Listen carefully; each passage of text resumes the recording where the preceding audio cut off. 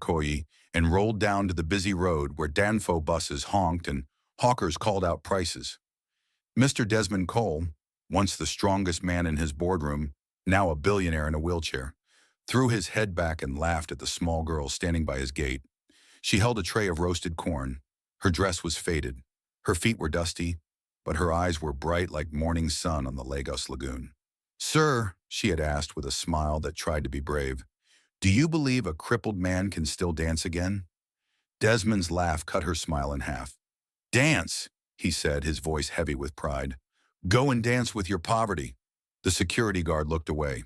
The driver looked at the ground. The girl swallowed hard. For a second her eyes shone with tears, but she blinked them back. She set the tray down, picked one cob, and offered it to him with both hands like a gift. "Take," she whispered. "It is sweet. One day you will dance again." Desmond waved her off like a fly. The girl lifted her tray and walked away slowly, her shoulders straight, her face wet. The gate slid shut with a hiss, and just as it closed, a black SUV slowed near the curb. Inside, a man in a crisp shirt watched the whole scene through dark shades. He smiled to himself, a small, secret smile, and drove on. Cut. 2 months earlier, Lagos still woke Desmond before dawn. Even without the alarm, his body remembered his old routine. Gym at 5 a.m., calls at 6, meetings by 8. But the iron smell of the gym had been replaced with antiseptic. His running shoes now sat like museum pieces on a high shelf. The accident had taken his legs. Pride did the rest. He had once climbed 7 floors when the elevator broke, just to make a pitch face-to-face. He had once worked 20 hours and then played five-a-side football at midnight with his staff on an empty street, laughing as the ball smacked off car fenders. He had built a shipping company, 2 hotels, a tech hub in Yaba, and a scholarship fund in his late mother's name. Lagos had been his playground. Life had been a sprint. Then a wet night, a speeding truck, a crunch of metal, and a silence so deep he could hear his own fear. When Desmond woke in the hospital, his first question had been, "How soon can I stand?" The doctor's answer had been soft, and it grew harder each time she repeated it. The word paralyzed was a lock on a door he did not choose. At first, tears came in secret. Later, anger came everywhere. He shouted at nurses, he fired 2 cooks, he sent his brother away for bringing the wrong wheelchair cushion. He stopped visiting his mother's grave. He stopped answering children's letters that asked for school fees. He stopped calling friends back. His heart built a wall, and he sat behind it, as rich as ever and as lonely as the last person in a long, dark hall. People still bowed when he rolled by in his imported chair. They still used titles: Sir, Oga, Chairman. But their eyes looked different now. Pity, he hated that most. In his mind, pity was an insult dressed in a nice suit. So when the girl with the tray, Amara, though he did not know her name yet, asked about dancing, the part of him that felt small wanted to make her feel smaller. His laugh was armor. His words were a shield. He did not see how they cut her. He did not notice the SUV pause or the man behind the glass smile. Amara's world, on the other hand, ran on early light and steady faith. She lived in a one-room face me I face you compound in Surulere with her mother and little brother, Cheeky. Every day she washed, braided her hair, and bought fresh corn at a market where the aunties squeezed her cheeks and told her to keep smiling. She roasted by the roadside under a beach umbrella that had lost its beach. Smoke climbed into the sky like thin prayers. She saved coins in a biscuit tin and wrote her goals under the lid with a blue pen. Buy a bigger tray. Save for evening classes. Help mummy with rent. Smile even when someone is rude. She had not planned to walk to Ikoyi that hot afternoon. A customer had begged her for the sweet kind those big men like. She knew those gates. She knew those guards. She had seen Desmond on TV and in newspapers. Speeches, handshakes, ribbon cuttings. In every photo, he stood tall. In every new one after the accident, he sat. When she found him at the gate, the sun burning the top of her head through the umbrella, she felt bold, like her mouth moved before fear could catch it. "Do you believe a crippled man can still dance again?" she asked, not to insult him, but to say, "Sir, there is still life. Hope can dance even when legs cannot." When he laughed and mocked her, shame punched the breath from her chest. But as she turned away, a thought like a small bell rang in her mind. Do not let his pain turn you into another kind of pain. So she prayed for him as she left. She did not know that prayer would come back like a strong wave at night. Inside the mansion, the rooms were colder than the air outside. Desmond rolled through the marble foyer, past a mirror that reached from floor to ceiling. He refused to look. On a side table sat a silver frame with a photo of him and his ex-wife, Zainab. She had visited once after the accident, standing at the foot of his bed with painted nails and careful words. "You must fight," she had said. "You are a lion." Her eyes walked around the room, counting. She left early and sent a text. "Stay strong." She never came back. His most trusted manager, Femi, did come back. Every day. He brought documents, smiled, told jokes, and said, "Olga, leave things to me." Desmond left things to him, signatures, authorizations, small approvals that became big ones. "You are my right hand," Desmond said. Femi's eyes shone like glass when he bowed. That afternoon, Femi was in the black SUV that paused at the gate. He watched his boss laugh at the corn seller and thought, "Good. He has no heart left to see danger." He turned up the car's music, drove to a quiet cafe, and met a lawyer whose tie was too bright for the room. Papers slid across a table. A rubber stamp came down. Money moved like a shadow. "Are you sure he will not notice?" the lawyer asked. Femi stirred his tea. "He notices pity. He notices insults. He does not notice thieves who smile." Days turned into a pattern, Desmond rolling from room to room with a storm inside him. Amara selling corn under the sun with a prayer inside her. Femi building a quiet trap with fake smiles and true signatures. Lagos kept moving. Laughter from a barber shop, haggling at Tejuosho Market, sirens on a Wolawo road, gulls crying over the water by the bridge. Even the mansion's fountain seemed to whisper, "Watch, watch, something is coming." Then one evening, a cloud bank crawled in from the Atlantic. The sky turned the color of bruised fruit. The air thickened. A wind lifted a sheet on the balcony and snapped it like a flag. The first drops of rain hit the marble like coins. Desmond sat by the gate, alone. His nurse had gone home early. The guard was sheltering by the security post. He could not shake off the memory of the corn girl's face. It annoyed him that it stayed. It annoyed him more that a question, "Can a crippled man still dance?" felt lodged in his chest like a stubborn seed. "Sir, come inside," the guard called when the rain grew heavier. "I need air," Desmond said, though what he needed was something else he could not name. Water ran off the roof in silver streams. The gate lights blinked. A thunderclap rolled across the estate. Desmond pushed his wheels to turn back toward the house. His right hand slipped. The chair twisted. One wheel caught in a shallow crack in the stone, and the jolt ran up his arms like fire. He gritted his teeth and tried again. His palms were slick now.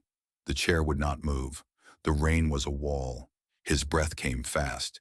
He felt light in the head, as if the world was standing on a tilted floor and he was sliding toward its edge. A pair of headlights glanced across the gate. Somewhere, a horn blared. The security post door banged open, then shut. The guard was shouting into a phone, words lost under the storm. Desmond's vision blurred. Black spots skittered like ants across his sight. He tried to call out, but his voice seemed to go nowhere. The cold soaked through his clothes, through his pride, through the old armor he had worn for months. For a heartbeat, he was not a billionaire or a boss or a symbol of anything. He was a man in the rain who needed help. The gate hissed. A small figure squeezed through, umbrella blown back, dress plastered to thin arms, tray under one elbow like a shield. Feet slapped the wet stone. Desmond blinked, unsure if the shape was real or just his mind trying to make a soft picture in a hard moment. A hand, warm, steady, touched his shoulder. "Sir," a voice said, gentle and sure. "Hold on, I am here." The world tilted once more, and then everything went dark. The sound of rain faded slowly into silence. When Desmond opened his eyes, the first thing he saw was a ceiling fan spinning lazily above him. The air smelled faintly of antiseptic and roasted corn. He blinked twice, confused. His body ached, but he was warm. He wasn't in his mansion anymore. Beside him, on a wooden chair, sat the same girl from the gate. Her dress still damp, her eyelids heavy with sleep. Her head rested on her folded arms beside his hospital bed. A small plastic bag of medicine lay on the table next to her. For a long moment, Desmond just stared. The image didn't make sense. Why was she here? Why would the same girl he mocked stay by his side through the night? Then her eyes fluttered open. She straightened quickly when she saw him awake. "Good morning, sir," she said softly. Her voice was kind without bitterness. "You fainted by the gate last night. The rain was too heavy, and no one came out. So I took you here." Desmond's lips parted. He wanted to speak, but his throat felt dry. He finally whispered, You carried me?" Amara smiled a little. "Not by myself. The Okada man helped. But don't worry, sir. You're safe now." Her tone was calm and simple, as if she hadn't risked her life to save the same man who had humiliated her. Desmond's eyes moved to the table again. A half-eaten pack of bread and a bottle of water sat there. She must have stayed all night. "Why?" he asked at last, voice breaking slightly. "Why would you help me after what I said to you?" Amara looked down at her hands. "Because, sir," she said slowly, "someone once helped me when I didn't deserve it. I don't help people because they're kind. I help because it's the right thing to do." The words hit Desmond like thunder, quiet but deep. For the first time in months, he didn't have a reply. Outside, the rain had stopped. The morning light pushed gently through the thin hospital curtain. Nurses passed by with soft footsteps. Amara rose and said, "I'll go get the nurse. You need to eat something." As she walked out, Desmond's eyes filled with something strange and unfamiliar. Guilt. Back at his mansion 2 days later, he sat in silence by the window. Amara had left her phone number with the nurse, in case he needed help again. He stared at that small note for hours before finally calling. When she picked up, he hesitated. "It's me," he said. "The man at the gate." Her voice was bright. Good afternoon, sir. Are you okay now?" Desmond exhaled slowly. "Yes. I just wanted to say—" He paused, struggling. "Thank you." Amara smiled through the phone. "You're welcome, sir." But as they spoke, neither of them knew that the very man who had once served as Desmond's right hand, Femi, was already planning a betrayal that would change both their lives forever. The days that followed were strangely peaceful. For the first time since his accident, Desmond found himself looking forward to mornings. Amara began visiting his mansion 3 times a week, not as a servant, but as a friend. She would come with a flask of roasted corn and groundnuts, teasing him that corn doesn't care if a man sits or stands, it still tastes sweet. Her laughter began to fill the empty halls that once echoed only with silence. Desmond's staff noticed the change. He smiled more. He shouted less. Sometimes he even rolled his wheelchair to the garden, where Amara read him newspaper headlines in her cheerful voice. She helped him relearn patience, the kind that came from small things, like waiting for the rain to stop or watching a butterfly rest on a leaf. But while one part of Desmond's life was beginning to heal, another was quietly falling apart. His manager, Femi, was growing bold. For months, he had been transferring company funds into secret accounts, changing documents, and forging Desmond's signature. It had started small, one fake invoice, one missing approval. But greed is never satisfied. The more Femi took, the more he wanted. Every time Desmond signed a document, trusting him completely, Femi smiled. "I'll handle the rest, sir," he would say, bowing slightly before leaving the office. And Desmond, distracted by Amara's kindness and his own recovery, never noticed the trap closing in. One afternoon, Amara arrived at the mansion to find Desmond staring at a letter with trembling hands. "They froze my company account," he said quietly. "Someone reported financial misconduct." "Misconduct?" Amara repeated, shocked. "But you're the owner." He nodded slowly. "They think I'm behind it." It didn't take long for whispers to spread, that the once great billionaire had become careless, that his mind wasn't sharp anymore, that maybe the accident had changed more than his legs. Business partners withdrew. Investors grew cold. The empire he built began to crumble, piece by piece. When the news reached Femi, he smirked. Perfect, he muttered. He had already transferred a final batch of money into an offshore account and prepared to disappear. But before leaving, Greed whispered one last idea, to make it look like Amara was part of it. He forged messages between her and himself, fake receipts showing money transfers to her name. Then he sent them anonymously to the board and Desmond's lawyer. That night, Desmond received the documents, his face drained of color. No, he whispered, reading the false evidence.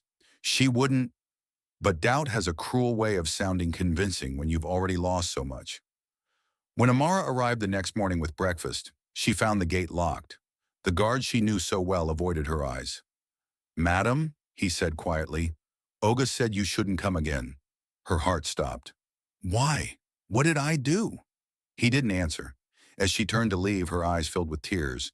She didn't know that inside the mansion, Desmond sat with a broken heart, staring at the fake documents, and that Femi, the man he trusted most, was already on a flight out of Nigeria. But destiny was not finished with either of them. Days turned into restless nights for Desmond Cole. Guilt became his shadow, following him from room to room. The laughter that once filled his mansion had turned into silence that echoed through every corner. He couldn't eat, couldn't sleep, couldn't stop replaying the same words in his mind. Sir, do you believe a crippled man can still dance again? That question, once foolish to him, now sounded like a message from heaven. Because now he realized he had crippled his own heart with pride. Desmond sent his lawyer, Mr. Aiken, to track Femi down, but Femi had vanished. His phone switched off, his house empty, his accounts drained. The only person Desmond wanted to see was Amara, but he had no idea where to start. He didn't even know her last name. All he had was the small note she once wrote with her phone number. He dialed it, once, twice. The third time, a soft female voice answered. Hello. He froze, gripping his phone tightly. Amara, it's me, Desmond. There was a long silence. He could almost hear her breathing. I don't know what you want again, sir, she said quietly, pain hidden in her calm voice. Please listen, Desmond begged. I was wrong. I was blind. Someone betrayed me and used your name. I didn't check the truth before judging you. I pushed away the only good thing left in my life. Another pause. Then her words came, slow and heavy. Do you know how much it hurt hearing those guards tell me not to come again? I thought kindness was a mistake. I thought maybe I was the fool. Desmond's voice cracked. No, Amara. I was the fool. The line went quiet for a few seconds before she said softly, I'm still roasting corn at the same place. If your heart truly means what your mouth is saying, you'll find me there. And then she hung up. That evening, for the first time since his accident, Desmond insisted on going out. No bodyguards, no nurse, no driver. The rain had just stopped, and the city lights shimmered on the wet roads as his car pulled up beside the familiar roadside stand.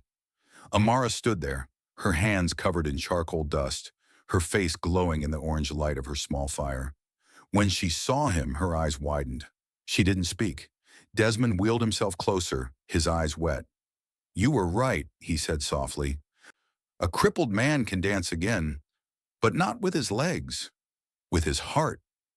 Amara's lips trembled. The wind blew softly around them, carrying the smell of roasted corn and wet earth. I don't know if I can forgive you, she whispered. You don't have to, he said. Just let me try to make things right. The crowd around the street watched silently as the billionaire in the wheelchair bowed his head before the poor girl he once mocked. And somewhere deep inside, Amara's heart began to soften, though she didn't show it yet, because fate had one more test waiting for both of them. Weeks passed, and life slowly began to bloom again in both their worlds. Desmond kept visiting Amara's corn stand, sometimes just to sit and watch her work. People whispered, surprised to see one of Nigeria's richest men laughing with a roadside seller. But Desmond no longer cared about what the world thought. He had learned the value of humility and the beauty of simple company. One evening, Amara handed him a warm cob of corn. You don't have to come here every day, sir, she teased lightly. I know, he said, smiling, But if I stayed in that big mansion, I'd forget what real life feels like. Her laughter filled the air, soft and real. Yet deep inside, both of them carried scars that time hadn't fully healed. Forgiveness had begun, but trust still needed to grow. Meanwhile, Mr. Aiken, the lawyer, had finally tracked Femi down. He was arrested trying to flee through the Benin border with a fake passport. When the police returned the stolen files, Desmond made only one request, that Femi be given a fair trial. "Let justice, not revenge, speak," he said. At the hearing, shocking truths emerged. Femi confessed to framing Amara, admitting he'd forged the messages and receipts to cover his theft. The courtroom buzzed as Desmond rolled forward to speak. "I stand here not as a billionaire, but as a broken man learning to walk again. Not with legs, but with mercy," he said, his voice steady. "This young woman you accused with me, she is the reason I am still alive. She taught me that kindness has no price tag." Amara's eyes filled with tears. She had forgiven quietly in her heart long before that day. But hearing him defend her before the world made something inside her finally heal. Months passed, and Desmond's therapy sessions began showing results. Every morning, Amara joined him at the rehabilitation center, helping him through the exercises. He stumbled, fell, and stood again. And every time he stood, she clapped softly, whispering, "One more step, sir." Then one bright afternoon, he did the impossible. With trembling legs and tears in his eyes, Desmond took 3 steps toward her without the wheelchair. Everyone in the room froze. Amara covered her mouth, crying and laughing at the same time. "See?" he said between breaths, smiling through tears. "You were right. A crippled man can dance again." A few weeks later, Desmond hosted a small Thanksgiving at his mansion. No luxury, no cameras, just friends, staff, and Amara's family. As the music played softly, he rolled his chair to her side, stood slowly with the help of his cane, and looked into her eyes. "Amara," he said, voice trembling, "you entered my life when I was at my lowest. You gave me something no doctor could, hope. Will you let me spend the rest of my life proving that I deserve it?" The crowd gasped as he bent slightly on one knee. Tears glistened on Amara's cheeks as she nodded, smiling through them. "Yes, sir," she whispered. "You already have." That night under the Lagos stars, Desmond and Amara shared a slow dance. His hands shaking, her arms steady. A dance not of legs but of hearts healed by kindness. The man who once laughed at a poor girl's question had learned the truth of it. That love, forgiveness, and second chances are life's greatest miracles. Thanks for watching. What's your view about this story? Where are you watching from? Do well to let us know in the comments below. And don't forget to like, share, and subscribe for more interesting stories. Stay blessed.